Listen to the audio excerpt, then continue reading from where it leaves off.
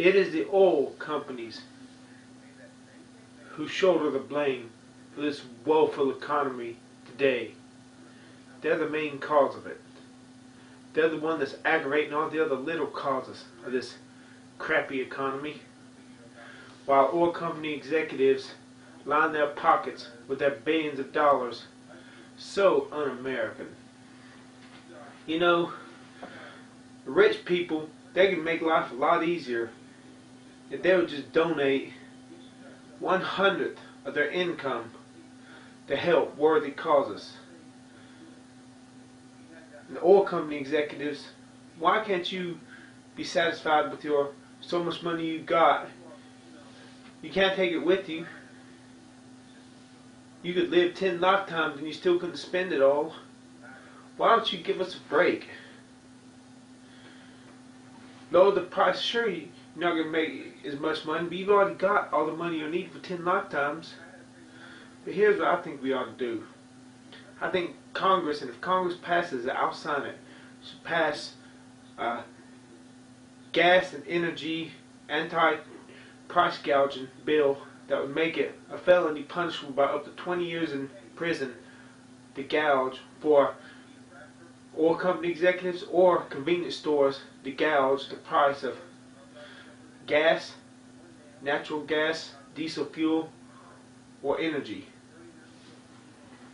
It's sorry it has to come to that, but when we the people in a democracy which is ruled by we the people can't control we the people, Big Brother has to step in and do the job for you. When you vacate your place of responsibility, nature abhors a vacuum. When the lightning strikes, the thunder rushes in to fill the vacuum. Nature hates a vacuum. If we were good, perfect people, perfectly good people, we wouldn't need laws to keep us in line. The only reason we got laws is because each one of us has the potential to do evil. And government has to hold that evil in check.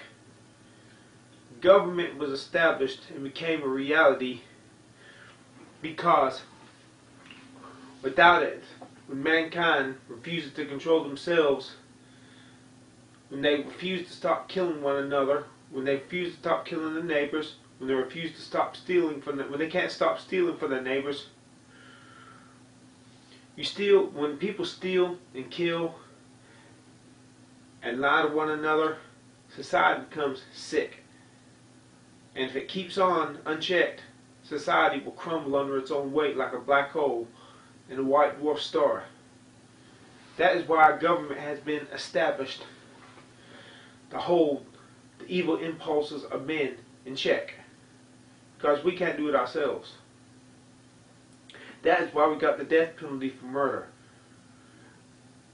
Human government was established long before Jesus Christ established Christianity upon the earth. Before he established love thine enemy, turn the other cheek. Obama was right when he said if government, the keyword government, was to follow the Sermon on the Mount, they couldn't stand because they give way to the wishes of all the other governments. That's right. Government is not Christian. Government is mankind being given permission to force mankind to not do evil, to not kill, to not steal from one another, to not make society a sick society.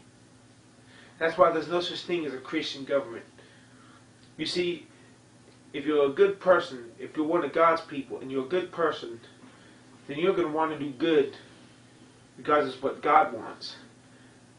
You're not going to stop doing evil because you're afraid if you get caught. No. It's got to come from the heart. And if everybody was a good person, we would be good because it would come from here. Not because of the threat of punishment, but alas, that is not the case. So government has been established to keep men from killing other men, to keep men from stealing from other men, And we see government is doing a woeful job of that. You see, government is not the salt of the earth. God's people are. Government can only hold back the tide, the sickness of society to destroy itself, the cancer in society. God's people, the salt of the earth, with the moral compass within themselves, keep this earth from rotting into nothingness, to keep a dead society from rotting away.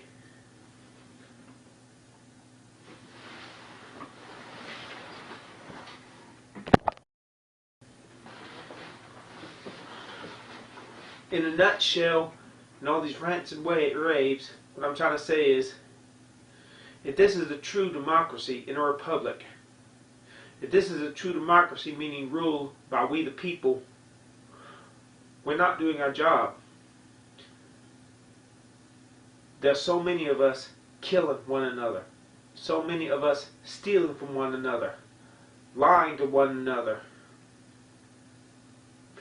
The list goes on and on and on. All these crimes. If we were a good people, we wouldn't need government welfare. We'd look out for the people who are falling on hard times. But alas, it ain't happening. Government welfare. The federal government has no business in welfare, except maybe to say each state that it shall see that each one of its counties and localities have some form of looking after the disadvantaged. Welfare should be put on a state level, maybe even on a local level. That way we cut down on the waste and fraud that we see going on today, because the smaller the locality, the smaller the jurisdiction, people know, everybody knows everybody. But the federal government is going to collapse under this system of welfare as we know it now, unless we do something right now, yesterday, to stop it.